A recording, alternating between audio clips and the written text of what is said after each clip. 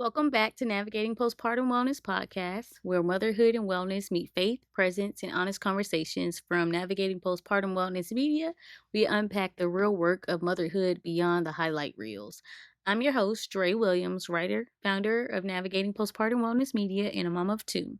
This space is for every mom who's carrying the weight of expectations but choosing to build softer, sustainable rhythms of wellness. Together, we'll talk about the inner work, breaking cycles, finding balance, and leaning into God's vision for your life. Because you're not just raising kids, you're raising the standard of living. If you have ever felt overwhelmed but deeply called to more, you're in the right place. Let's dive in. Welcome back to another episode of Mom Life Unfiltered. I want to start today with a really simple question, and I don't want you to rush past it. When was the last time you did something you actually enjoyed? Not something productive, not something for your kids, not something that checks the box. I mean, when was the last time you took a bubble bath or went for a walk without rushing back, read a book just because you wanted to, or watched a show without folding laundry at the same time? I know I'm guilty of that. And if you could do one of these things right now, would you? I ask this because I genuinely want to know, how are you doing? How's your mental health right now? How's your body feeling? How are your dreams doing? The ones that exist outside of being a mom. Because motherhood has a way of making us disappear slowly if we allow it. Or if we're not paying attention or going through the motions. I know as moms, most days are full. There are seasons where you're parenting more than anything else. There are seasons where rest feels unrealistic. But even in those seasons, I still want to ask, are you taking care of yourself? Are you eating real meals? Are you resting at least a little? Because let's talk about it. Something real. Stress eating. Because stress eating is not a character flaw, it's biology. Research shows that when cortisol, your stress hormone, is high, your body looks for relief. Something to calm the nervous system down.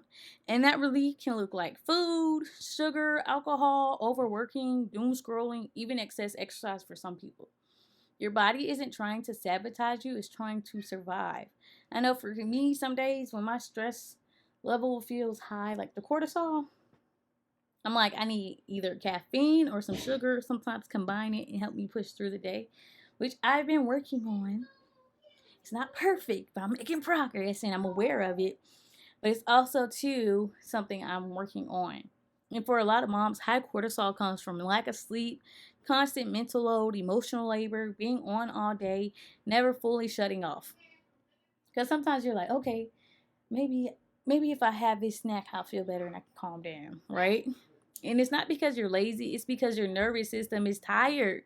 So if you notice weight changes, exhaustion, cravings, or just feeling off, it's because your nervous system is tired. And I'll be honest with you, as much as I want to work out consistently right now, I have not been.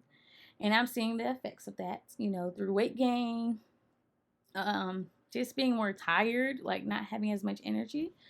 But I also know why. My sleep hasn't been consistent. Stress has been higher, and my body has been in a different season. And instead of shaming myself, I'm choosing to name it. But I also know the truth, this is not permanent. There will be a season where movement feels peaceful again, where workouts aren't interrupted, or where I don't have to wake up early or squeeze it in. I remember a year or two ago talking about wanting to try the 5 a.m. club. And let me tell you, it did not work out. And I think I came back and told you all that as well. Because I'm learning, I'm not a morning person, and if I'm not getting consistent sleep through the night, I'm definitely not waking up at 5 a.m. If I put my kids to sleep and they're waking me up, coming back into our room, and we're putting them back in their bed, I'm not waking up at 5 a.m. And if you have kids that sleep through the night, kudos to you, because I'm not there yet, but it's okay. I'm trying to get there. My kids are strong-willed, but I still love them dearly. So that's my honesty. I used to be a bubbly morning person. Now I just need some quiet time, a little bit of caffeine, and my brain to warm up slowly. I just don't want to jump into the day. And that's the season I'm in, and that's okay. That's what I really want you to hear. Your current season is not a life sentence. Just because something feels hard now doesn't mean it's always going to be hard. Just because you're tired now doesn't mean you'll never feel energized again. Just because your habits look messy right now doesn't mean you failed. Because guess what? Seasons pass. There are seasons for rest, seasons for rebuilding, seasons for momentum. And giving yourself grace in the middle of it is not giving up, it's wisdom. Sometimes when I'm frustrated, I look towards like, okay, I won't always have meltdowns I have to deal with. I won't always be awakened in the middle of the night. It's just the season I'm in, and I have to find the glimmers in it. So instead of asking yourself, what am I doing wrong? Try asking, what does my body need right now? Where can I soften instead of push? What's one small thing I can do for myself this week? Not a full overhaul, not a 30-day challenge, just one thing. Is it a walk? Even though it's a little cold where I am. I don't know where you are, but it's cold outside. So even if you want to do an indoor treadmill walk or going to bed early or taking a glass of water before coffee, put you some electrolytes in it.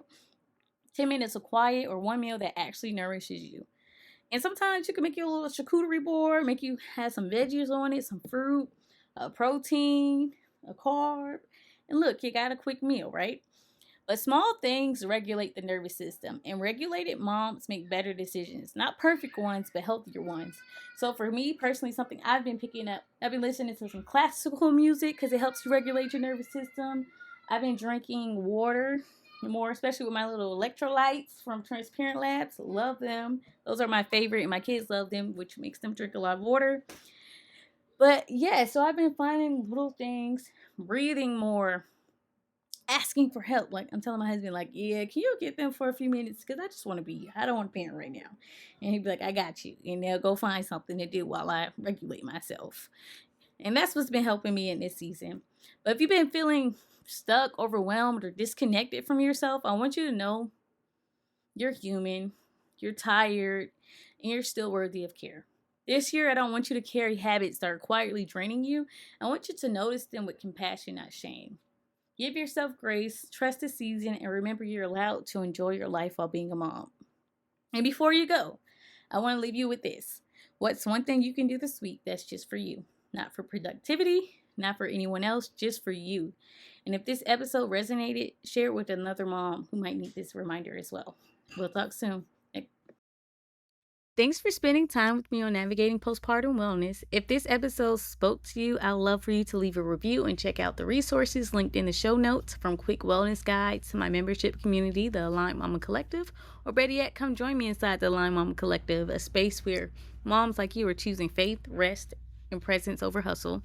Don't forget to subscribe so you never miss a new conversation. And if this episode encouraged you, share it with a friend who might need it too. I'll see you next time.